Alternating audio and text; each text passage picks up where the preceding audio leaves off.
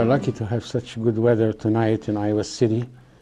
We are in winter. We are. And we have Becky Furlong, a great leader in our education system, administrator of Iowa City School District. And we are so proud to have you tonight. Well, I know that you had to drive tonight from a big conference, right? So you are the lady of tasks, as I call you all the time. Well, thank you, Hani. I am very happy to be here tonight. So driving was not so easy tonight. I drove through several stretches of hard rain that made the visibility. And I left very early this morning, and it was dark. We have good temperature in Iowa City. We do. It's amazing, yeah. It was much better than snow or ice, which you would usually expect this time of year in Iowa. So Iowa City became kind of a magnet city, huh? Magnet city. Magnet City? Yes, so we are talking about magnet now. And Becky, I know that you have lots of things to do. Being an assistant superintendent, moving later to a higher position in the district, and with all these tasks that you have to deal with, one of them was added to you recently, which is Magnet School Exploration Task Force. That is correct. And this task force was, as a matter of fact, serious business, because it's not only entails selecting people or looking for volunteers, but research and documents and applications and presentations to the board and all that. So I would like you to summarize for me, number one, why or how the idea of Magnet School came about. Well, the Board of Education has expressed an interest in looking at the concept of magnet schools as a way to equalize the diversity across our district in the different elementary schools.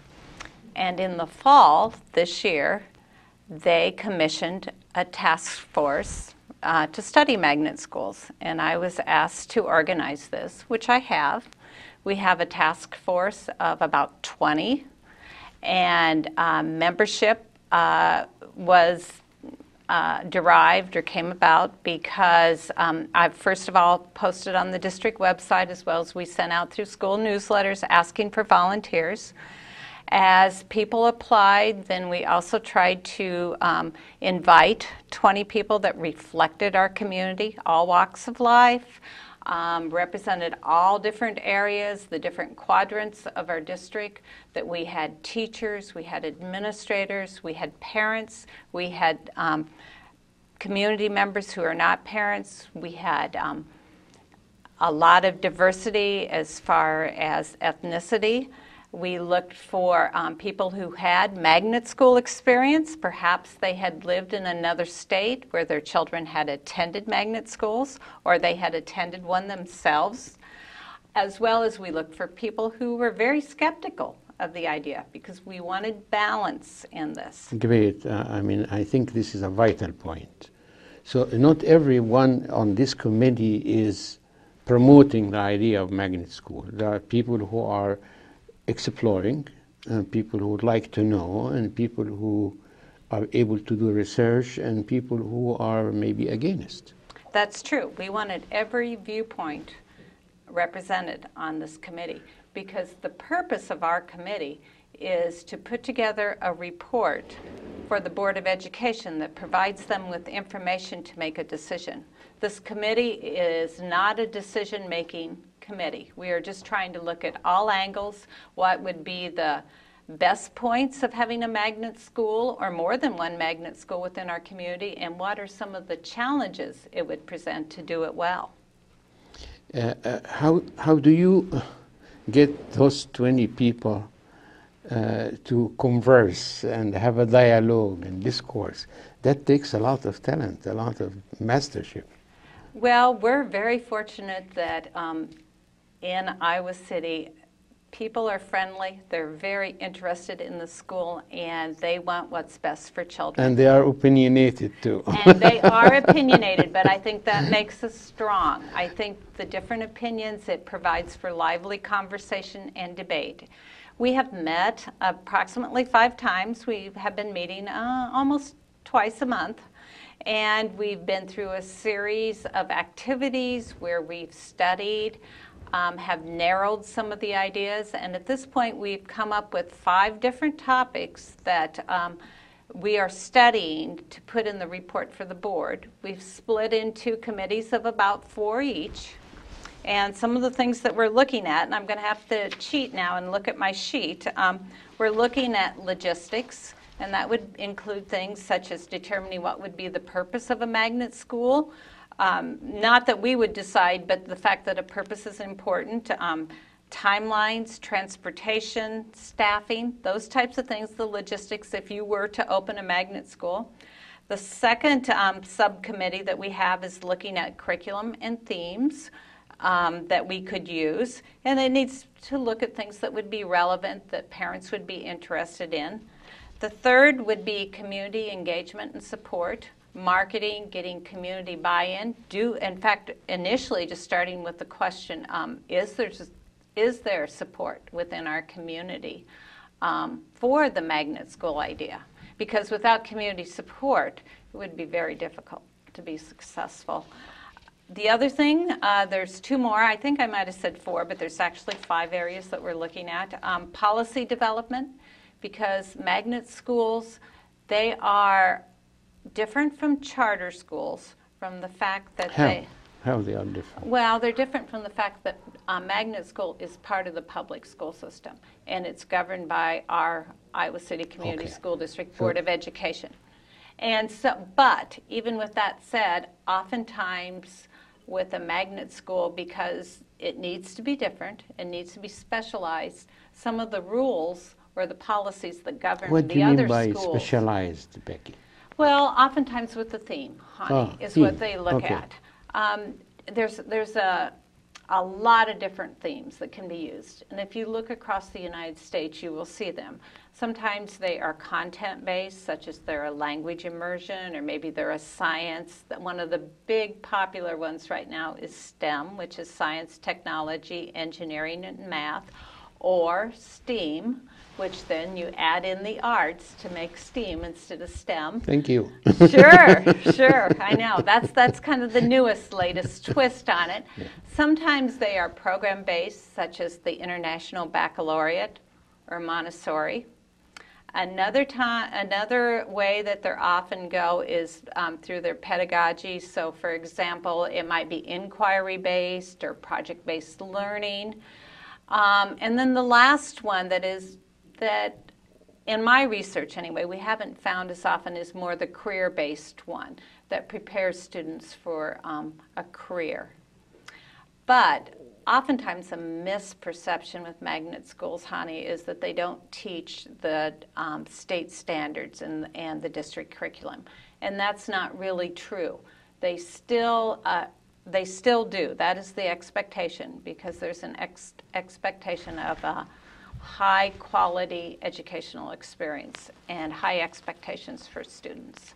So they do teach that, but it can be incorporated into the theme, or perhaps to meet the theme, they have additional classes, for example, in a language immersion one.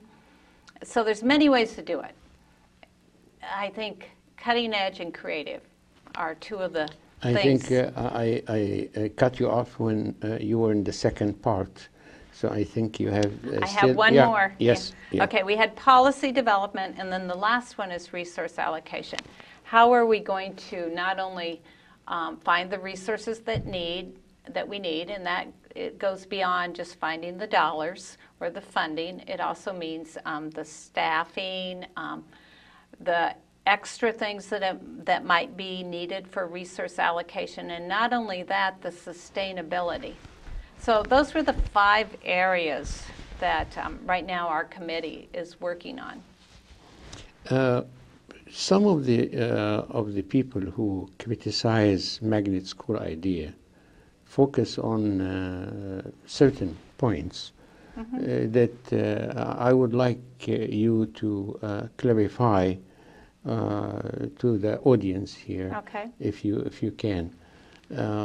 What do you, in your research, what do you think the most, let us say, you like to call it challenges of the magnet school approach or philosophy? What are these?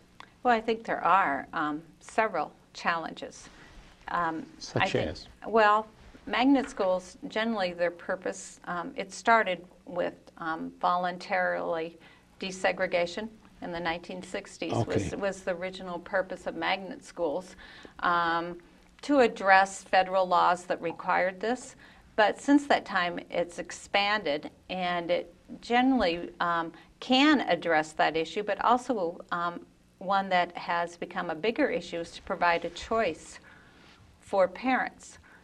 Well, if you're going to have school choice for parents, you need to provide transportation. And that can be a challenge for a district. Because with transportation, of course, and you think about a district our size with 19 elementary schools, 3 junior highs, and 2 high schools, as well as our alternative high school. If you live in the northwest corner of our district and you as a parent would like a child to go to, let's say, in the southeast or another location. Without transportation, it can be very difficult to get your child there. So then do you really have choice? That would be a question that we would need to answer. And busing definitely is going to cost. Definitely. Busing, Unless yes. we have a grant or an extra supply. So it does cost, yes. So that would be one choice, or one challenge that we would have, would be the busing or the transportation to get the students there. There's others, though. What do you think about this research that focuses on the achievement scores? One of the maybe the most eminent in literature is the study that was done on Park IB School. And well, the experiment has ended up with the school has 75% white and 25% minorities. And the lowest scores the school had, this was a successful one. The one that was, and I'm not going to mention its name, but it's in the research, the lowest score has 71% minorities and 28% white. And the conclusion that these people came up with, that the wealthy and the highly gifted students can measure up easily in magnet school, and low achievers can drop so quickly there. What do you think about these studies?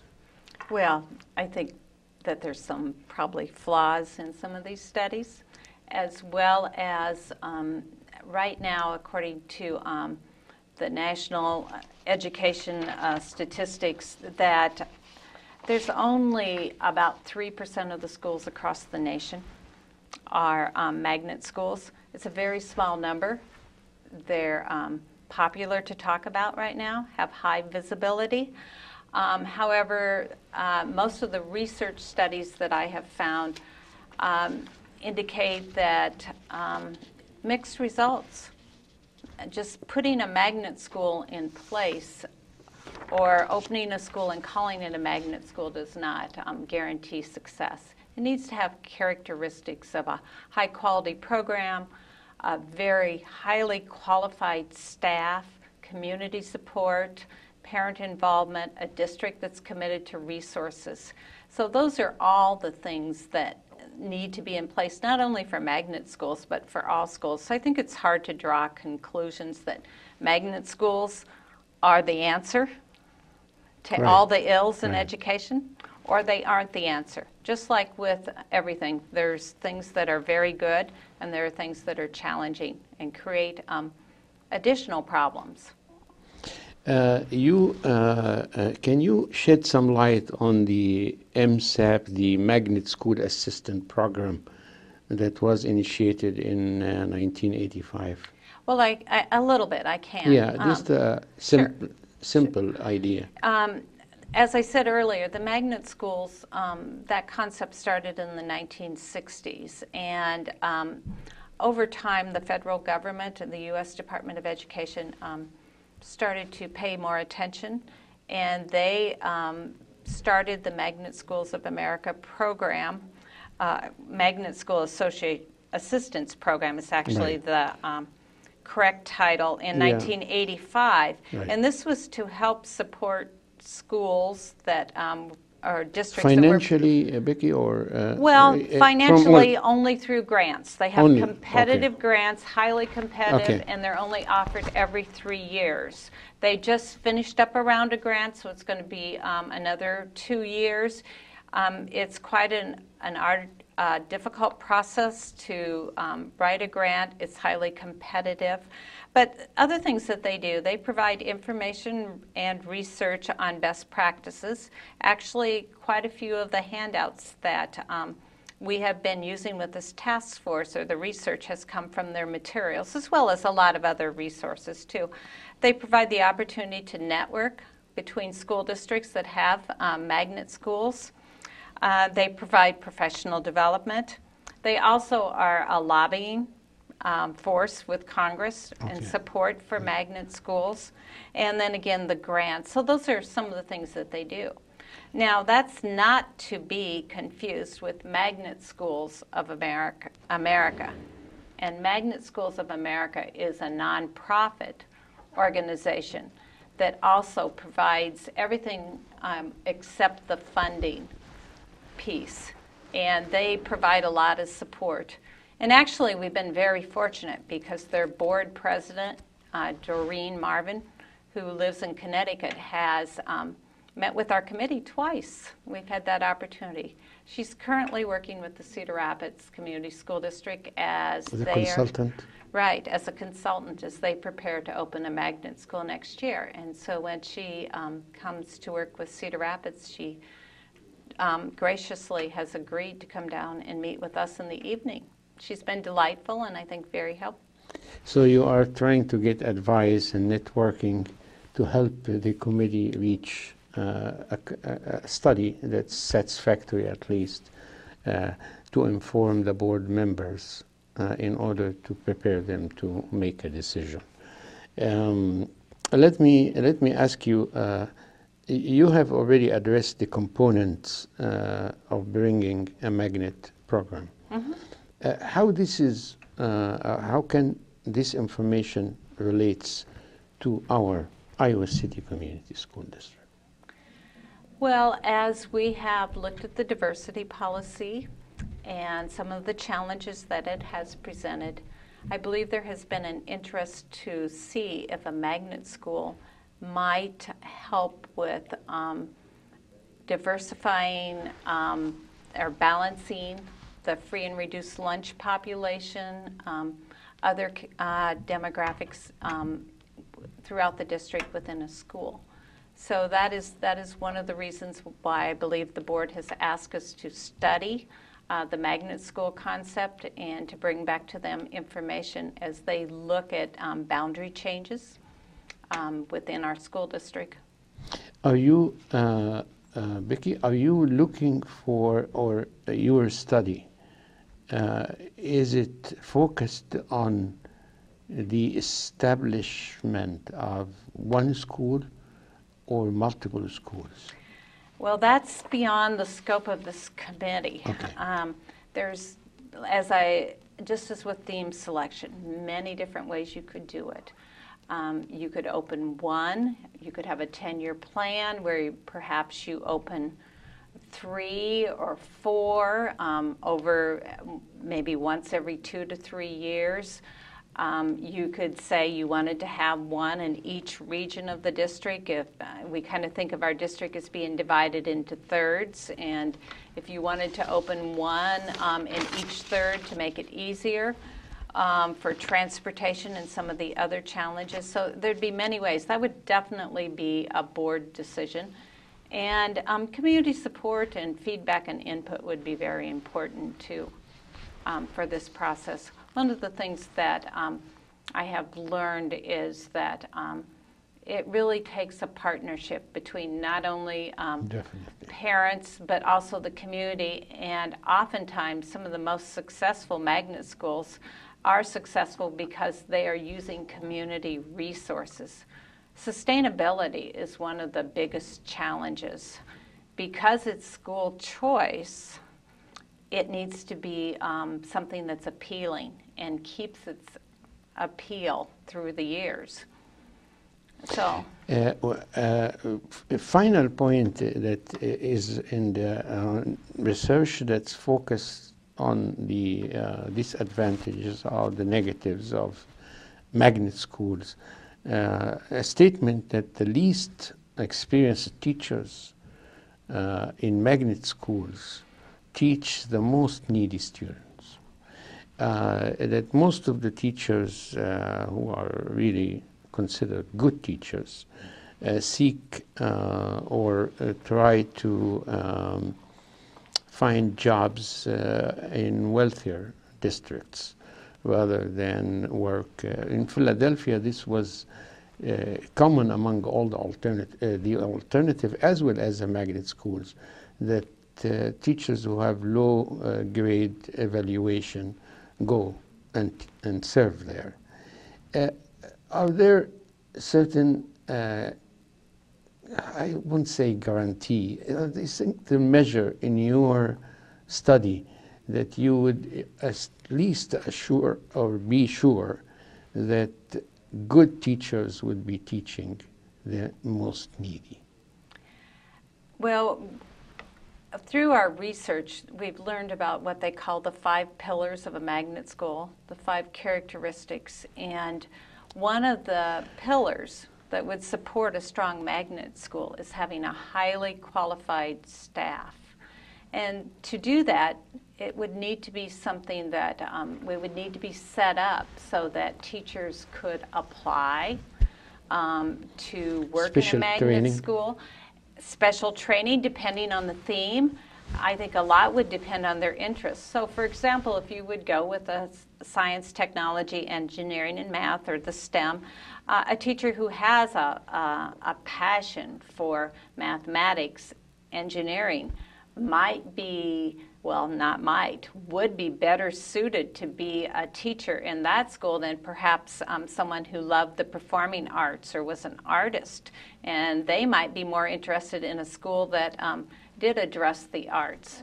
So that would be one of the things that I think would need to be considered very strongly by the school district, depending on the theme, is selection of staff and making sure that staff have the choice to apply for this. And we're in Iowa, Hani, and especially in Iowa City, and we have fabulous teachers.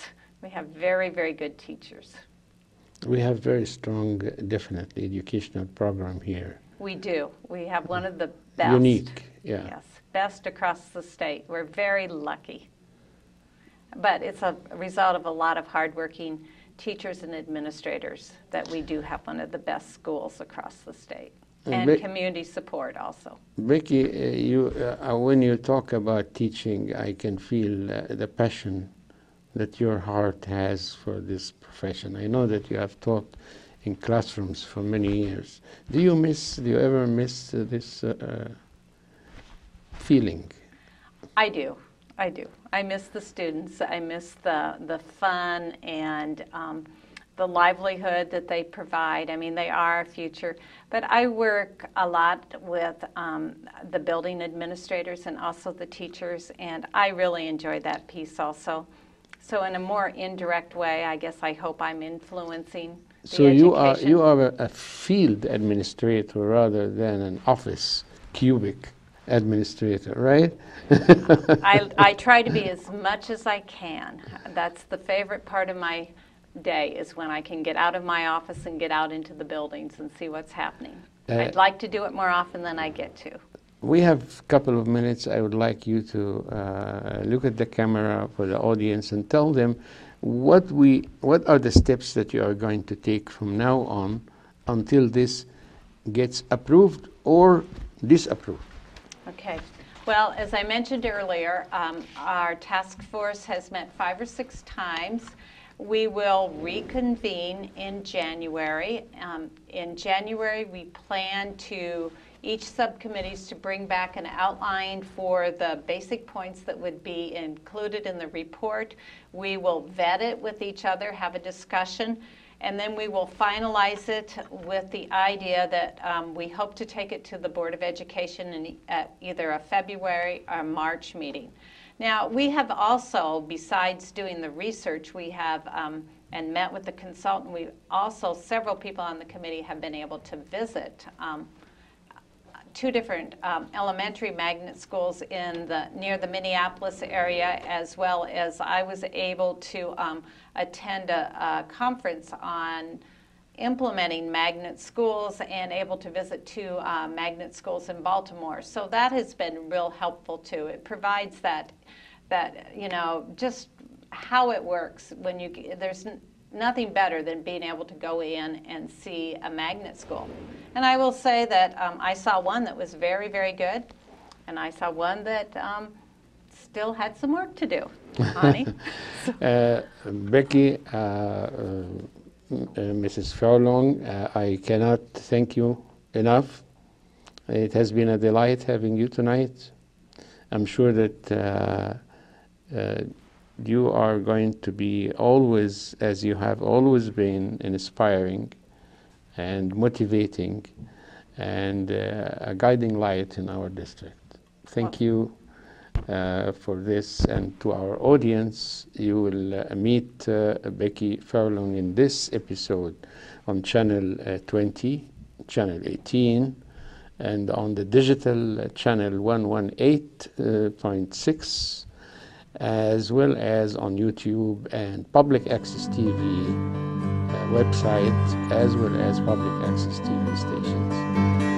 To Public Access TV, we are obliged, and we thank them on behalf of John Carhoff, Michael Peterson, and the staff of Public Access TV. I thank you very much for the privilege of having you tonight. Well, thank you, Hani. It's been my privilege also. My pleasure.